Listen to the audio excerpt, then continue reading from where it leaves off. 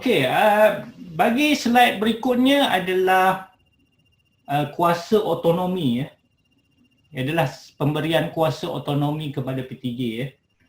Jadi bagi merealisasikan satu proses pengembaraan UKM ya bagi pemerkasaan tahun 2021 seharusnya kita memberi dalam bentuk imbuhan kepada prestasi-prestasi warga kerja kita yang cemerlang ya, yang boleh katakan kita kata yang mengamalkan budaya prestasi tinggi ya. Jadi kita jadi pihak pengurusan kita menyokong sepenuhnya bahawa kuasa otonomi ini adalah salah satu kaedah untuk kita memberikan mereka kegairahan untuk terus menghasilkan prestasi-prestasi yang lebih baik ya untuk menjayakan tahun 2025 sebagai universiti yang berkelas dunia ya. Jadi kita memperkenalkan satu yang kita kenali sebagai budget performance metric model ya, berdasarkan kepada prestasi KPI di peringkat PTJ ya. Dan kita matchingkan juga dengan lebihan atau kurangan hasil di PTJ ya. Itu kaedah betul lah budget performance metric model ini ya. Jadi dengan penilaian analisa daripada budget performance metric model ini, kita akan mencadangkan satu pemberian kuasa otonomi kepada PTJ mengikut kuadran-kuadran yang ada di dalam BPM ni atau budget performance metric model ini ya. Jadi sebenarnya kuasa otonomi itu adalah dalam bentuk kuasa otonomi yang terkawal dan berpandu yang kita rasakan boleh merangsang atau menggalakkan lagi PTJ untuk mengamalkan budaya kerja yang berprestasi tinggi ya. Okey. Jadi inilah dia punya budget performance metric model ya. Kalau kita lihat di sebelah ni ada dua paksi ya.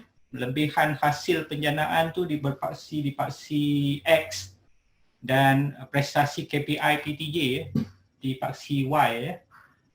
Yang ini boleh jadi kalau kita kata yang simple matematik tadilah, lebihan hasil penjanaan itu datangnya daripada pendapatan PTJ, tolak tadi belanja emolumen yang direct costnya, dan juga tolak juga dengan yang non direct yang tidak langsungnya iaitu overhead, boleh jadi belanja utility dan juga penyegaraan, yang itulah menghasilkan lebihan hasil penjanaan ya.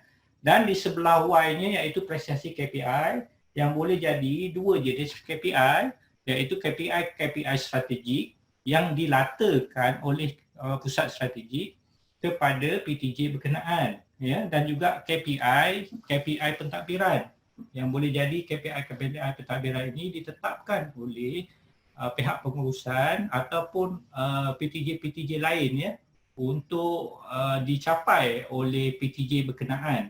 Dan PTJ ini dilatakan semasa proses kita dalam mengisi MyKPI ya, dan juga SPPU versi 7 ya. Jadi kalau kita lihat ya dalam budget performance metric model ini, dia ada 4 kuadran yang utama ya. Kalau kita lihat ya, yang paling baik adalah yang pada kuadran progresif ya, yang berwarna hijau ya. Iaitu yang terbaik ya, sebab dia lebihan hasilnya positif, ada lebih hasil, dan KPI-nya adalah positif ya. Dan maksudnya dia berada di kuadran yang paling baik, iaitu yang berwarna hijau ya. Jangan tanya saya kenapa hijau ya. Go for green ke apa, itu tak ada. Tapi tak ada maksud lain lah. Tapi itulah yang terbaik ya.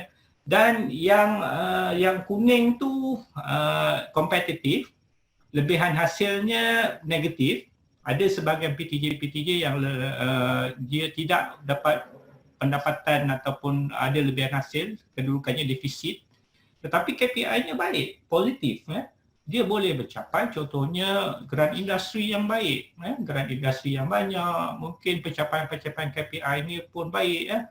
Tetapi dia berada di mana hasilnya tiada, hasilnya tidak dapat menampung perbelanjaan yang dia ada ya. Kemudian yang keduanya adalah konservatif yang warna biru tu ya, di mana lebihan hasilnya adalah positif. Hasil bagus ya, dia ada banyak hasil. Dia boleh menampung perbelanjaan dia. Ya. Tetapi sasaran KPI-nya adalah negatif, di mana KPI-nya tidak dapat dicapai. Ya. Tetapi apa yang kita agak gusar adalah yang kebanyakan daripada kita mungkin adalah berada di kuadran defensif. Ya, bukan kita kata defensifnya menolak ataupun tak menyokong, ya.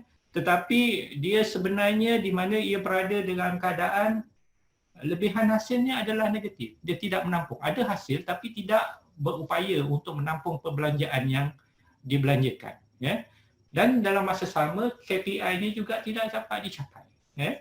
Jadi itulah menyebabkan PTJ-PTJ yang berada di dalam kuadran merah ini perlu dibantu. Itu kaedah yang kita nilai. PTJ ataupun fakulti ataupun mungkin kolej-kolej kediaman, ya, yang kita nilaikan mengikut 4 kuadran yang utama ini, ya. Okey, seterusnya dari segi pelataan, ya, pelataan prestasi PTJ, ya. Kalau kita lihat apakah KPI strategik, ya, yang dilatakan setakat ini, ya, oleh KPI strategik, ya, untuk tahun 2020, ya. Kalau kita melihat prestasi tahun 2020, ada lebih kurang 2, 4, 6, ya, 6 KPI yang dilatakan, ya, berkaitan dengan teras-teras, ya, penyelidikan, akademik, antarabangsa dan kewangan, ya. Jadi kalau katakan di situ fakulti itu ada 6 lah, 6 KPI yang dilatakan oleh strategik untuk dicapai oleh fakulti, ya. Dan di institut tu ada 5, dan kolej nampaknya ada 1, ya. Tapi untuk tahun yang kita lihat tu warna agak sentimental sikit tu kan. Warna apa? Pink, ya, warna pink, ya. Sebenarnya bakat ni kita tak latakan lagi, ya, untuk tahun 2020. Jadi ada cadangan daripada ahli lembaga pengarah universiti agar 2 KPI ini dimasukkan, dilatakan juga kepada PTJ untuk tahun 2021, ya. Jadi sebab tu kita untuk tahun 2020, 2019 kita tidak ukur, sebab tiada data untuk kita ukur. Tapi insya-Allah bagi tahun 2021 berkenaan dengan bakat, ya, penyerahan bakat, memperkasakan pensyarah baru, memperkasakan peranan PMP, kita insya-Allah akan dimasukkan pada tahun 2021 bagi menilai KPI, ya, KPI di peringkat PTJ, ya. Ini adalah KPI yang dilatakan, ya. Okey. Okey, ini yang kita katakan kuasa otonomi, ya. Kuasa otonomi yang diberikan, ya, ataupun empowerment. Kalau nak katakan apa sebenarnya kuasa PTJ, ya, yang boleh dilaksanakan sekiranya mereka berada dalam kuadran yang ditetapkan berkenaan, ya. Kalau katakan yang tadi progresif, yang terbaik tadi, ya, yang hijau tu, yang hujung sekali di sebelah kanan tu. Assalamualaikum Cik Azali, saya Munirah daripada Sains Kesihatan. Tentang penyerahan bakat yang Cik Azali sebut tadi. Ya, saya. Untuk yang itu adalah KPI untuk tahun 2021 kan, yang akan dimasukkan sebagai pelataan. Ya, betul. Boleh saya tahu dia punya KPI itu adalah dalam bila disebut memperkasa pensyarah dan memperkasa peranan kumpulan PNP tu, ya, saya. Adakah ia dimaksudkan untuk tujuan mencapai penjanaan secara spesifik atau macam mana? Sebenarnya dia sebenarnya dalam one line budget ini dia ada kombinasi, ya, 2, iaitu penjanaan atau kita kata lebihan pendapatan bagi PTJ, dan satu lagi KPI yang bersifat strategik lah. Jadi yang strategik tadi dalam teras yang keempat tu ada dinyatakan tentang bakat, penyerahan bakat, ya. Tapi dia punya strategiknya adalah memperkasakan pensyarah baru. dan memperkasakan PMP. Tapi saya rasa yang ini di pihak saya ingat pendaftar dan juga saya ingat profesional lebih arif tentang ni. Dia mungkin ada kaedah lah pengukuran bagaimana pensyarah-pensyarah baru itu bagaimana yang nak diperkasakan, dan juga peranan PMP itu dia punya model ataupun bagaimana nak diukur tu masih lagi di peringkat perbincangan saya rasa, dan mungkin ada satu model yang terbaik dalam kita terutama yang membina JD dan juga SPPU kan. Mungkin ada dibincangkan secara detailnya. Saya tak terlibat lah. Boleh saya komen ke? Ya saya. Saya Puan Munira. Dia macam ni, untuk permulaan ataupun first phase ni, kalau ikutkan kita tengok sedarah KPI itu yang kita dipersetujui lah untuk kita nak menggunakan KPI. Okey. Puan Munira ni ke? Ada di talian? Okey. Ya, saya ada di talian. Sebab saya di fakulti diamanahkan untuk dalam tim untuk memikirkan tentang penyerahan bakat ni. Jadi saya pun di bawah. Jadi bila Cik Hazali sebut tadi, saya cuba nak memahami apa benda sebenarnya nak dicapai. Adakah dia ada inline dengan tentang penjanaan juga, sebab penjanaan pun sebahagian daripada KPI di fakulti. Okey. So bila disebut penyerahan bakat, saya cuma nak dapatkan kepastian adakah dia sebahagian juga daripada adakah pemerkasaan tu dimaksudkan sebahagiannya untuk mencapai penjanaan tertentu bagi contohnya pengurusan dan profesional tu. Okey, dari segi kita nak nak mengukur, cara mengukur atau kaedah kita nak meletakkan menilai berdasarkan KPI ni kepada setiap PJ itu masih lagi dalam perbincangan, dan di bawah bakat ni sendiri ada beberapa KPI. So itu sekadar cadangan dan belum lagi diputuskan lah di bawah jawatankuasa task force. I see. Okey, saya ambil maklum. Terima kasih. Okey, baik. Alright, terima kasih Puan Munira. Tak apa, yang lain kalau ada sebarang persoalan boleh ajukan Kita kalau boleh duhala lah lebih baik kan. Boleh sampaikan. Assalamualaikum. Waalaikumsalam warahmatullahi. Saya Wafi daripada Program Terapi Cara Kerja Fakulti Sains Kesihatan. Okey. Berkait dengan isu tadi, saya nak tanya dari segi di peringkat perbincangan untuk perincian dia, adakah kaki tangan clinician akan dilibatkan sekali supaya kita boleh tengok bagaimana kita boleh bersama-sama untuk mencapai target ataupun KPI yang akan dirangka nanti ataupun yang akan ditetapkan. Terima kasih. Okey. Ini saudara Rafi Wafi. Wafi. Terima kasih. Terima kasih Dr. Zul.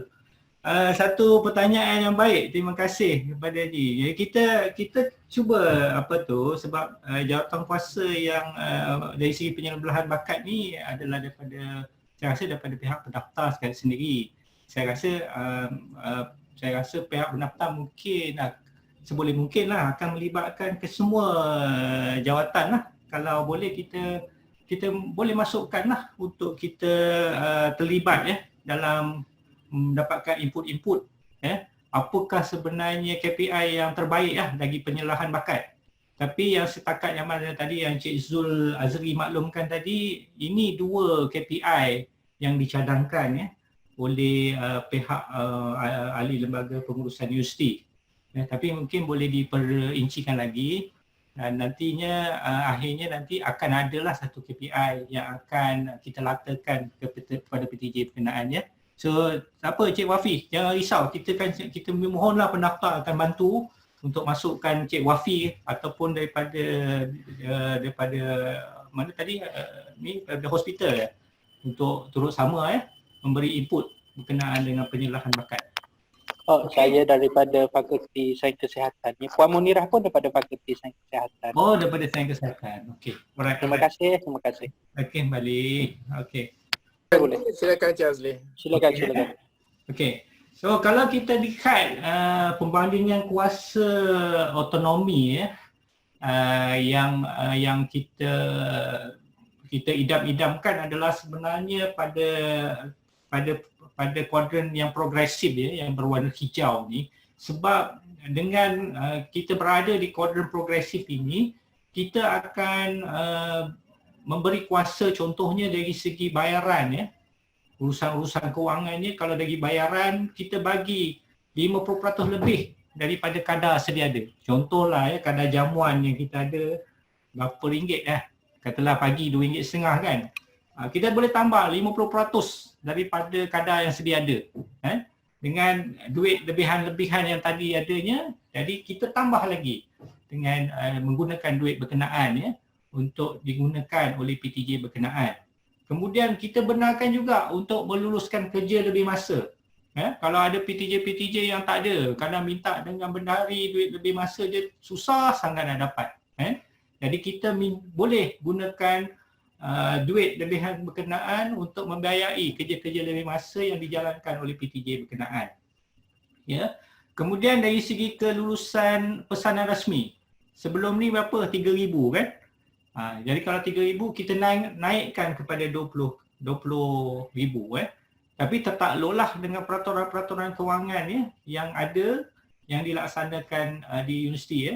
Tak boleh pula kita nak sewenang-wenangnya nak beli ya, tapi kita tertakluk kan. Panggilan sebuah harga dan itu peraturan-peraturan perolehan kita kena patuhilah ya. Kemudian dari segi pemberian kuasa melulus, kuasa melulus tu kita bagi kepada PTJ, ketua PTJ. Tak perlulah nak rujuk kepada bendahari. Setiap kali nak melulus kita kata kena rujuk kepada bendahari ya. Jadi kita boleh benarkan kuasa melulus ini dibuat oleh ketua PTJ sendiri. Dan apa juga yang menarik juga adalah tentang kos dari segi tiket penerbangan. Kalau melebihi 50% daripada kadar sedia ada, kita benarkan. Ya.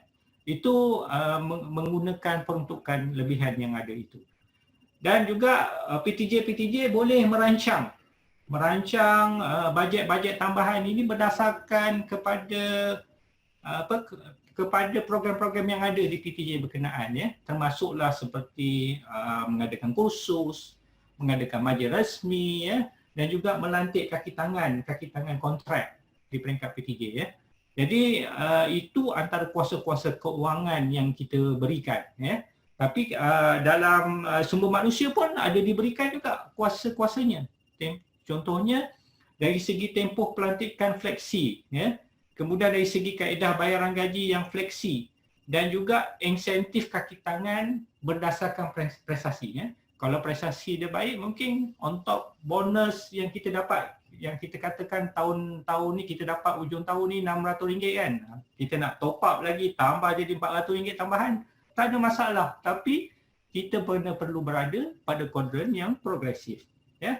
Itu kita punya ultimate goal lah ya. Tapi walau bagaimanapun, sekiranya kita tidak mampu berada pada kuadran progresif, atau yang paling worst sangatlah ya, kita berada pada kuadran yang defensif tadi, defensif yang warna merah tadi ya. Jadi kita kena mematuhi peraturan-peraturan universiti ya. Kuasa melulus pun kena ikut peraturan universiti. Bajet pun terhadlah bajet yang kita luluskan tu saja. Tak bolehlah nak minta tambah itu, tambah ini kan. Jadi kita kena ikut akur dengan bajet yang kita luluskan. Dan belanja-belanja outsourcing dan sebagainya tu selalu kita tengok mana yang lebih perlu ya. Yang kita tak boleh semena-mena kita nak outsource itu, kita nak ni buat itu dan macam-macam lagi ya. Dan segi penetapan gaji kena perlu mengikut peraturan semasa universiti lah. Di bahagian sumber manusia lah yang menetapkan dari segi peraturan-peraturan dari segi gaji dan sebagainya ya. Jadi itu dari segi kuasa otonomi ya. Dari segi kompetitif dan konservatif ni rasa saya tak banyak sangat perbezaan, tapi kita cuba mencadangkan ya dari segi pemberian seed money ya. Ini seed money ni maksudnya macam satu duit dana yang kita nak menggalakkan ya kepada PTJ ini untuk dia bergerak kepada progresif lah. Macam contohnya kita bagi matching grant ya, 1 juta kita bagi 1 juta, PTJ kena sediakan contohnya ya. Jadi mereka kena mencapai KPI yang kita tetapkan. Sama ada KPI itu dalam bentuk KPI prestasi ataupun KPI dari segi penjanaan hasil. Ya. Jadi itu yang akan menggalakkan PTJ berada daripada kompetitif, konservatif ni pergi ke arah progresif ya. Dan juga yang defensif ni lah, kita harapkan dengan ni dia orang akan dapat merasai kuasa-kuasa otonomi yang kita berikan. Ya.